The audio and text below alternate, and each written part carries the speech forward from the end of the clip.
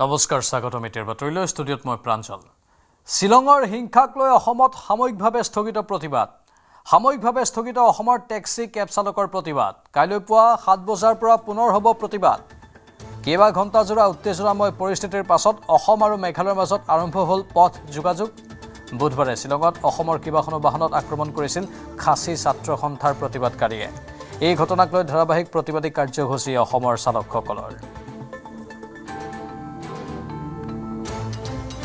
চাওক আমি এটা শান্তিপূৰ্ণভাৱে আন্দোলন কৰি আছিলোঁ তেওঁলোকৰ গাড়ীখিনি ঘূৰাই পঠোৱা হৈছিল আচলতে তাৰপিছত আমি যেতিয়া গধূলি হৈছে আমি আলোচনা কৰিছোঁ যে কাইলৈ আমি ৰাতিপুৱাই আহিম ভালদৰে গোটেই পথ অৱৰোধ কৰিম কিন্তু তেনে মুহূৰ্তত দেখা পালোঁ আমাৰ দুখন বাহন আকৌ ভাগি পঠিয়াইছে চালকসকলক মাৰি পঠিয়াইছে এতিয়া আপুনি কওক মানৱীয় দৃষ্টিৰে কেনেকৈ এৰি দিব পাৰোঁ আমাৰ কি তেজ নাই আমাৰ দয়া মমতা আছে বুলি সিহঁতৰ দয়া মমতা নাই নেকি এনেকৈ এৰি দিব পাৰোঁ নেকি আজি আপোনালোক বা অসমবাসী ৰাইজৰ বেয়া লাগিছে গাড়ীখিনি আবদ্ধ হৈ আছে কিন্তু ভাবকচোন যোৱাকালিৰ ঘটনাখিনি সেই দেৱশিশু সৰু দেৱশিশুটোক মাৰা হ'ল তাৰপিছতে চালকবিলাকক কেনেকৈ মাৰিছে আৰু এই গোটেই যি ঘটনাক্ৰম ঘটিল আপোনালোকে লক্ষ্য কৰিব বাণিজ্যিক বাহনতে সীমাবদ্ধ তেওঁলোক থকা নাই তেওঁলোক আচলতে অসম আৰু অসমীয়াৰ ওপৰত অত্যাচাৰ কাৰণ প্ৰথমখন বাহন ভাঙিছে তেওঁলোকে আপুনি যদি লক্ষ্য কৰে ছুইফ্ট ডিজায়াৰ সেইখন ব্যক্তিগত বাহন আৰু ব্যক্তিগত বাহনৰ মানুহক মাৰিছে তো এনেধৰণৰ ঘটনা আমি একমাত্ৰ অসম বা অসমীয়াসকলে সদায় কি কৰিছোঁ নিন্দনীয় ঘটনা বুলি কওঁ বা আমি কওঁ যে গৰিহণাৰ যোগ্য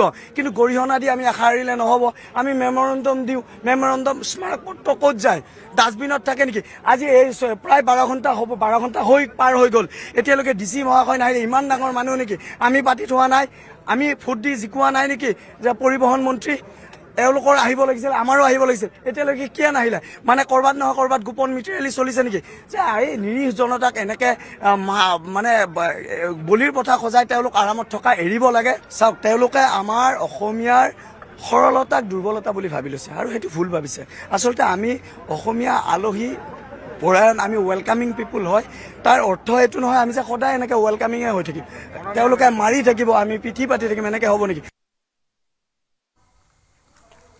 আনফালে শিলঙৰ হিংসাত্মক ঘটনাক লৈ উদ্বিগ্ন মুখ্যমন্ত্ৰী হিমন্ত বিশ্ব শৰ্মা মন্ত্ৰী অতুল বৰাক পৰিস্থিতি পৰ্যবেক্ষণৰ নিৰ্দেশ মুখ্যমন্ত্ৰীৰ মন্ত্ৰীগৰাকীক সংশ্লিষ্ট পক্ষৰ সৈতে যোগাযোগ কৰাৰ নিৰ্দেশ ঘটনা সন্দৰ্ভত দুই ৰাজ্যৰ মুখ্যমন্ত্ৰীৰ টেলিফোনিক বাৰ্তালাপ বিষয়টোক লৈ শীঘ্ৰে আলোচনাৰ পোষকতা শীঘ্ৰে আলোচনাত বহিব দুই ৰাজ্যৰ কেবিনেট মন্ত্ৰী ইফালে শিলং গুৱাহাটীৰ বাণিজ্যিক টেক্সি সেৱা বন্ধ ঘোষণা মেঘালয়ৰ টেক্সি চালক সন্থাৰ শুকুৰবাৰৰ পৰা বন্ধ থাকিব বাণিজ্যিক টেক্সি সেৱা অসমৰ পৰাও মেঘালয়লৈ টেক্সি বন্ধ কৰাৰ হুংকাৰ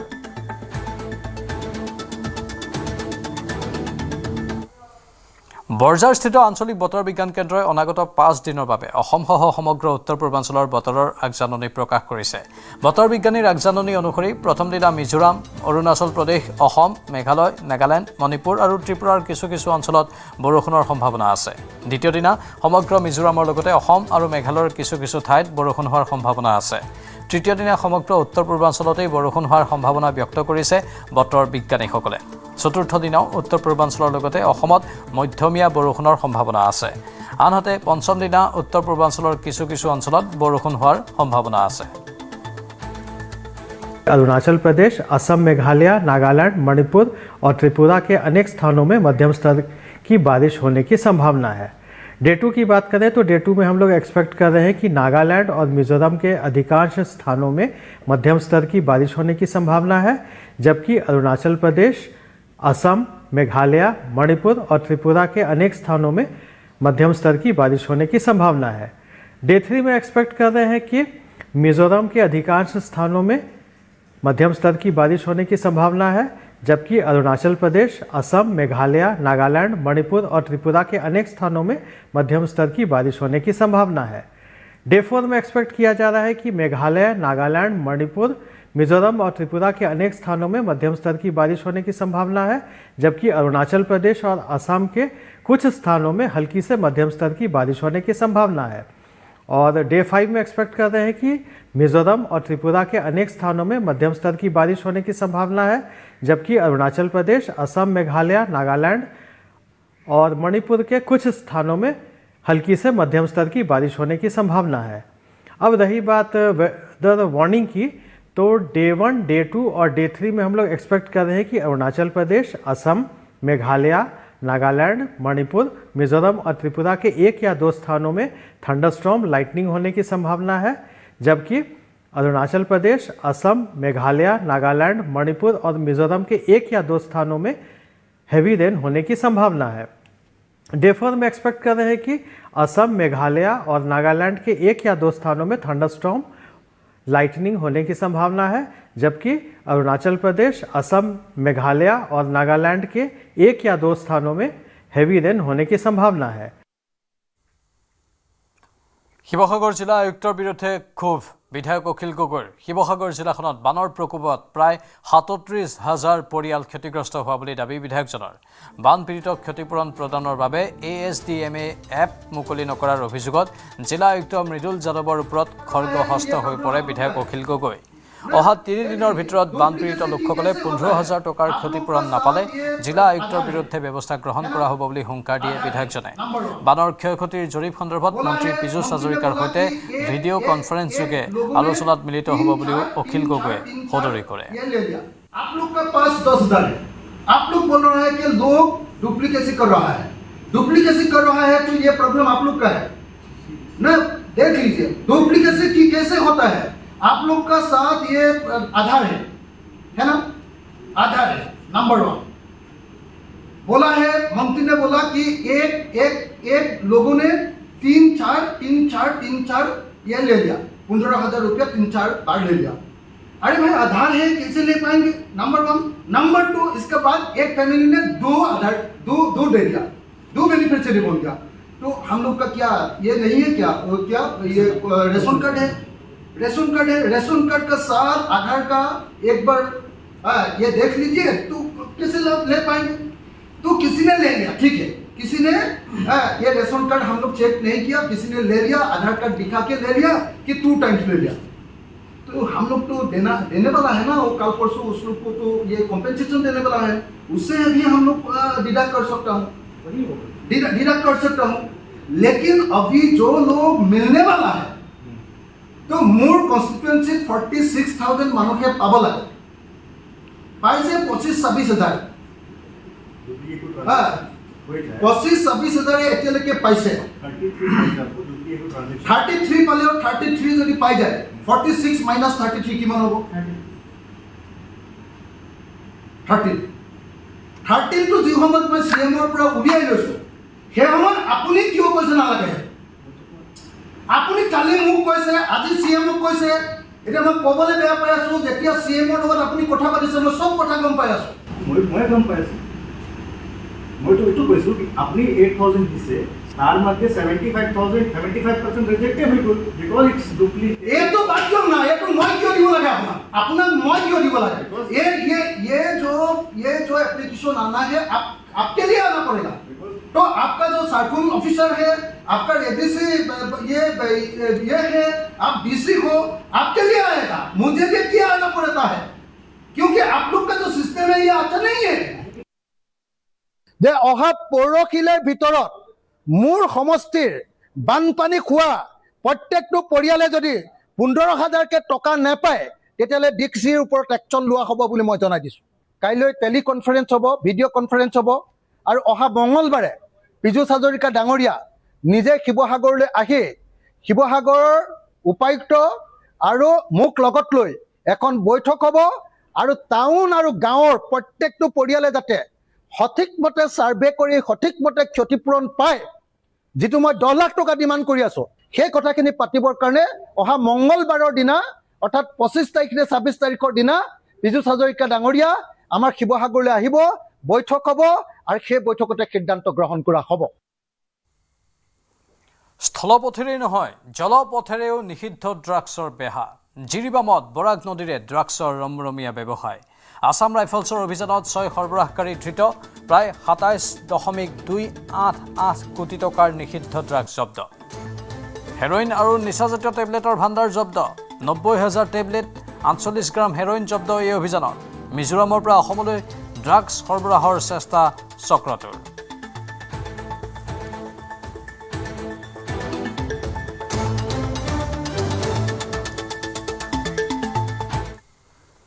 গৌৰীপুৰত যুৱতীৰ ৰহস্যজনক মৃত্যুক লৈ চাঞ্চল্য যুৱতীগৰাকীক পৰিকল্পিতভাৱে হত্যাৰ অভিযোগ গোসাইগাঁৱৰ সমেৰ আলী নামৰ যুৱকৰ বিৰুদ্ধে এই অভিযোগ মৃত 19 বছৰীয়া যুৱতীগৰাকী লুবনা আহাদ শেখ আৰক্ষী আটক কৰিছে অভিযুক্ত যুৱকজনক গৌৰীপুৰ আৰক্ষী থানাত এজাহাৰ ভুক্তভোগী পৰিয়ালৰ সিহঁতে আজি ৰাতিপুৱাই আৰু কি 11 মান বজাৰৰ কথা কৈ লৈ আহিছে ঠিক আছে বজাৰত আহিছে কৈছে যে ঘৰত গৈছে যে বজাৰত যাম তো অহাৰ পিছত 2-2:30 মান বজাত আৰু কি ফোনৰ জৰিয়তে আৰু মই গম পালো যে মেডিকেল কলেজত আছে সিৰিয়াছ আছে আৰু কি বুলি ফোন কৰিছিল এই যিজন ল'ৰা আৰু কি লৈ আহিছে মেডিকেলত সিহঁতৰ নামটো আছিল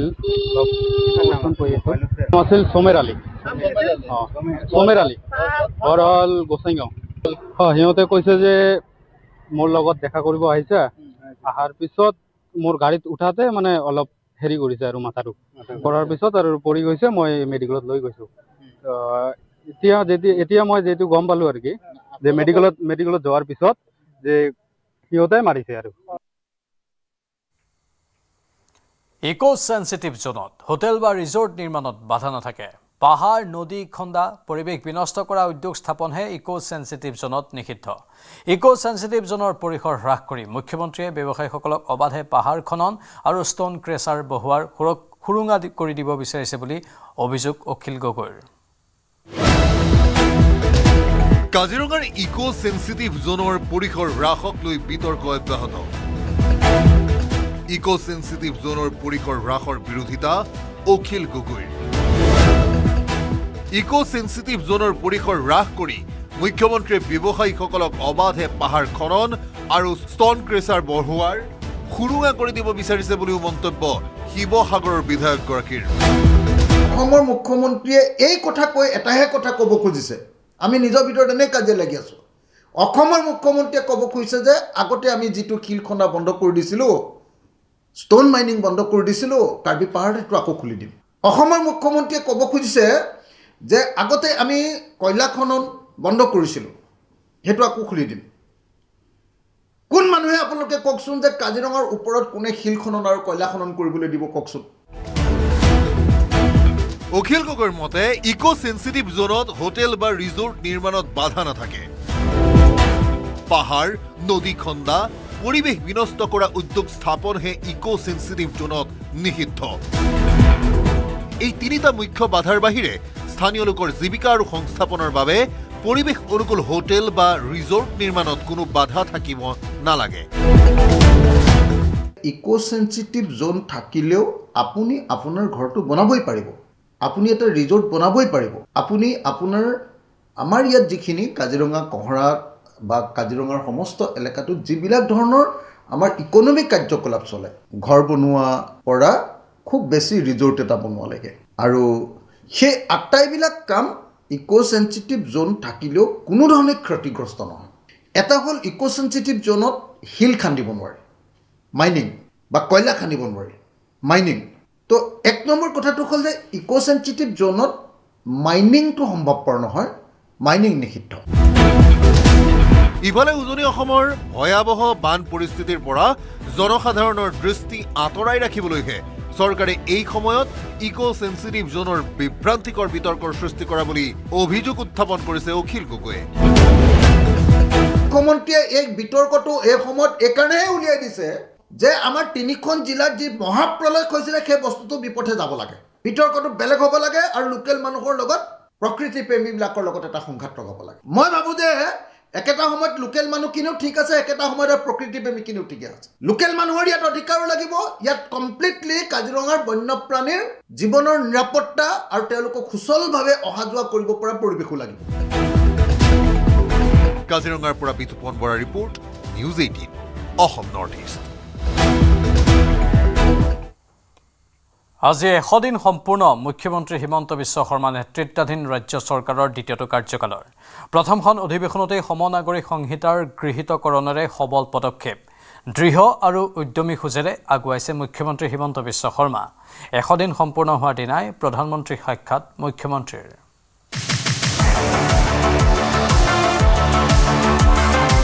অৰুণোদয় 3.0 পৰা নিযুত মইনা নিযুত বাবুলৈ, মহিলা সবলীকৰণৰ পৰা ইউনিফৰ্ম চিভিল কোডলৈ, দৃঢ় আৰু প্ৰগতিশীল খোজ HBS 2.0।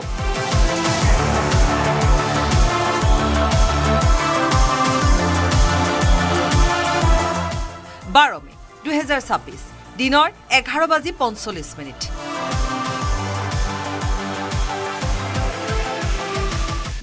খানাপাৰা পশু চিকিৎসা মহাবিদ্যালয় খেলপথাৰত দেশৰ প্ৰধানমন্ত্ৰীৰ উপস্থিতিত দ্বিতীয়বাৰৰ বাবে মুখ্যমন্ত্ৰীৰূপে শপত লৈছিল হিমন্ত বিশ্ব শৰ্মাই। ৰাজ্য চৰকাৰখনে বৃহস্পতিবাৰে সম্পূৰ্ণ কৰিলে 100টা দিন। 100তম দিৱসত দেশৰ প্ৰধানমন্ত্ৰীক পুনৰ এবাৰ সাক্ষাৎ কৰিলে মুখ্যমন্ত্ৰীয়ে। দায়িত্ব পালনৰ ক্ষেত্ৰত চৰকাৰৰ প্ৰথম 100 দিনত গ্ৰহণ কৰা গুৰুত্বপূৰ্ণ পদক্ষেপসমূহৰ বিষয়েও প্ৰধানমন্ত্ৰীক অৱগত কৰিলে মুখ্যমন্ত্ৰী হিমন্ত বিশ্ব শৰ্মাই। কাৰ্যকালৰ প্ৰথম দিনটোৰ পৰাই এক বিশেষ গতিৰে কাম আৰম্ভ কৰিলে শৰ্মা কেবিনেটে। আধাৰশিলা স্থাপন কৰা প্ৰকল্পৰ মুকলিৰ পৰা আৰম্ভ কৰি নাৰী সুৰক্ষা সবলীকৰণ সকলো দিশ সামৰি ৰাজ্যত এক নৱ উন্মেষৰ সূচনা কৰিলে। ৰাজ্য চৰকাৰৰ 100 দিন পূৰণ সম্পৰ্কে মন্তব্য আগবঢ়ালে বিধায়ক পল্লৱ লোচন দাসে।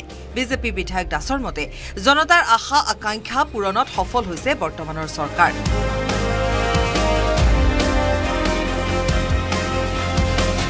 যুৱ আৰু মহিলা সুৰক্ষা আৰু নিৰাপত্তাক লৈ চৰকাৰখনে বিশেষভাৱে কাম কৰা বুলি মন্তব্য BPFৰ বিধায়ক ৰূপম ৰয়। প্ৰতিটো জাতি জনগোষ্ঠীক একেলগে আগবঢ়াই লৈ যোৱাৰ কাৰণে এই 100টা দিনতে যিটো পৰিকল্পনা লৈছে আমি দেখিবলৈ পাইছোঁ বা চিন্তা চৰ্চা কৰিছোঁ যে অহা 5টা বছৰত অসমখনক দপদপকৈ আগবাঢ়ি যাব। শাসকীয় বিধায়কৰ এনে ইতিবাচক মন্তব্যৰ বিপৰীতে উন্নয়ন ক'তো দেখা নাই বিৰোধীৰ বিধায়ক আব্দুৰ ৰহিম আহমেদে। মই কোনো নম্বৰ নিদিম, কাৰণ কোনো ধৰণৰ উন্নয়নমূলক কাম এতিয়ালৈকে চৰকাৰখনে আমাৰ দৃষ্টিত আৰম্ভই কৰিব পৰা। কামতকৈ কথাত বেছি ব্যস্ত বুলি দাবী বিৰোধীৰ উপদলপতি জয়প্ৰকাশ দাস, বিধায়ক ৰেকিবুদ্দিন আহমেদৰ।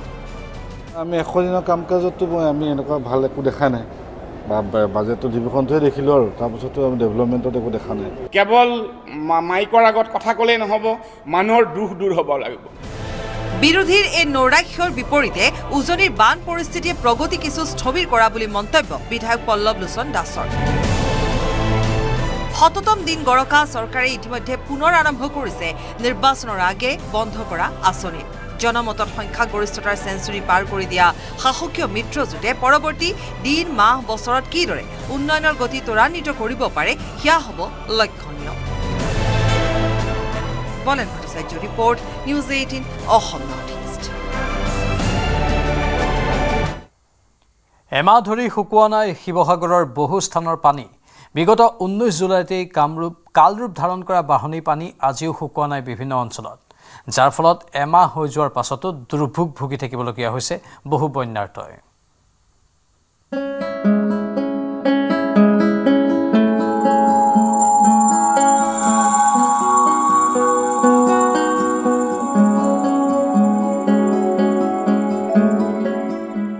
চৰাই গছ গছনি চব তিতিছে, পানীটো এমাহতকৈ বহুত কষ্ট পাইছোঁ, কি বুলি ক'ম।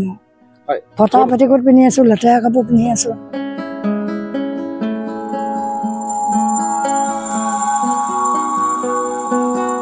দুখৰ বিষয়টো হ'ল এই ৰুদ্ৰসাগৰ পঞ্চায়তৰ অন্তৰ্গত ৰাধিকা নগৰসহ বহু সংখ্যক এলেকা বৰ্তমানেও বানত প্লাবিত হৈ আছে।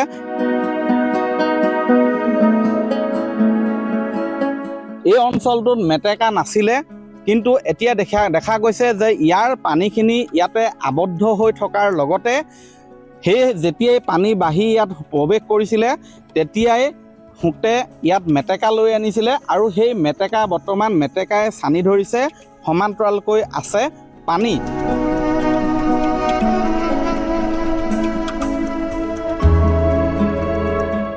পানীটো নিষ্কাশন হ'বলৈ কাৰণে একদম এটাই সৰু পুলটোৱে টানি শেষ কৰিব পৰা নাই, আৰু বিভিন্ন ফালৰ পৰা জলাশয়ৰ পৰা একদম বিলৰ পৰা মেটেকাবিলাক আহি শেষ হয়, গোটেই গাঁওখন পুতি পেলাইছে। বহুত কষ্ট ভুগিবলগীয়া হৈছে।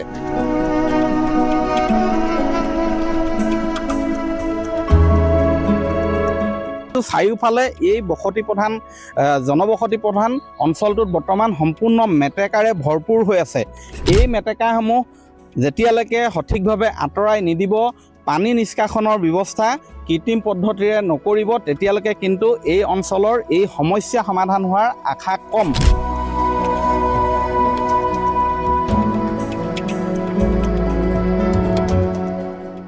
এমাহ হৈ গ'ল, আজি হৈছে 20 আগষ্ট। আজি এই 20 আগষ্টৰ দিনটোতো তেওঁলোকে ঘৰ এৰি ৰাস্তাত ওখ মথাউৰিত থাকিবলগীয়া হৈছে।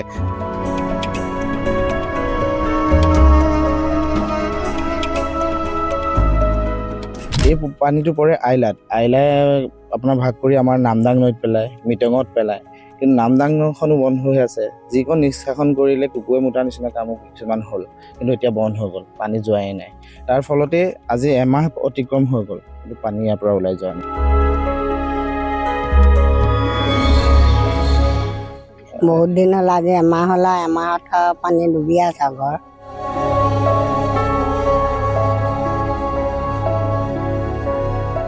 বাৰীত পানী আছে, এতিয়া ঘৰৰ ভিতৰতো পানী আছে। ইয়াৰ কেনেধৰণৰ পৰিৱেশে এইকেইদিন কেনেধৰণে পাৰ কৰিছে? আমি এতিয়া শিবিৰতে আছোঁ, ল'ৰা ছোৱালী লৈ মেলি স্কুল যাব পৰা নাই ল'ৰা ছোৱালী। এই আহিছে নাই কোনোবা পানীখিনি যে উলিওৱাৰ ব্যৱস্থা কৰিব লাগে কিবা? নাই অহা নাই।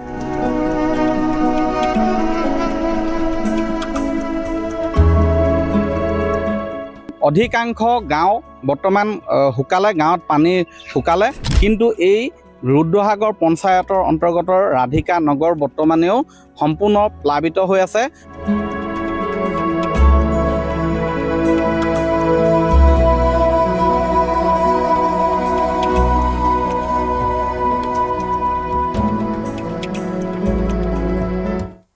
এই মুহূৰ্তৰ এক গুৰুত্বপূৰ্ণ খবৰ। মেঘালয়ত আৰক্ষী চকীলৈ পেট্ৰল বোমা নিক্ষেপ।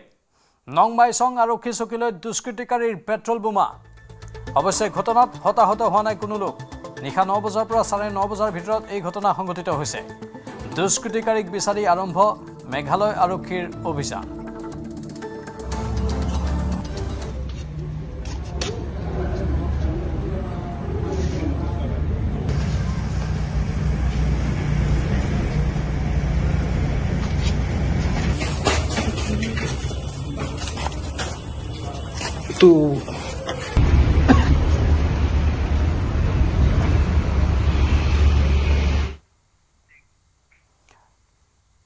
এক ছেপ্টেম্বৰৰ পৰা মণিপুৰত আৰম্ভ হ'ব লোকপিয়ল। কিন্তু লোকপিয়লৰ পূৰ্বেই NRC উন্নীতকৰণৰ দাবীত উত্তপ্ত হৈ পৰিছে ৰাজ্যখনৰ পৰিস্থিতি।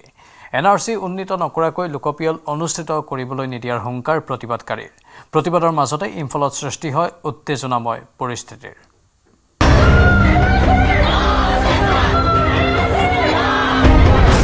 NRC উন্নীতকৰণ নহ'লে লোকপিয়ল নহ'ব। চৰকাৰক হুংকাৰ দি ৰাজপথলৈ ওলাই আহিল শ শ ছাত্ৰ।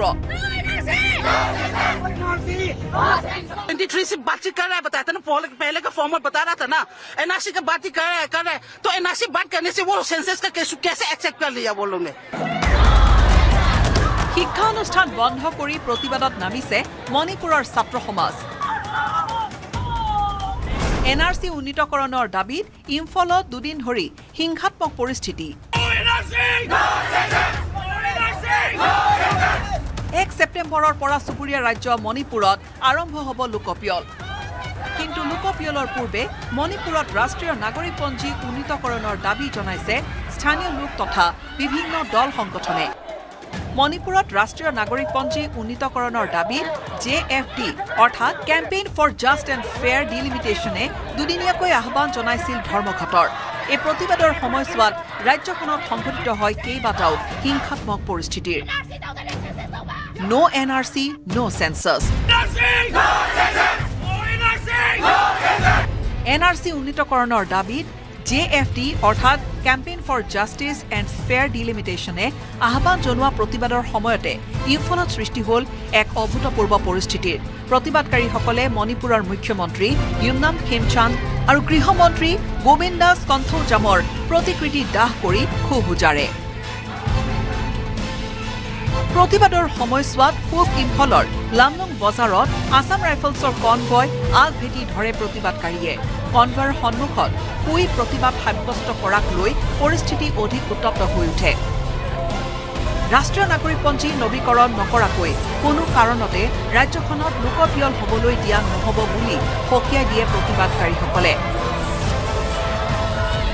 JFD Manipur had started our agitation or demand for updation of NRC before census starting from 8 April 2025 onwards.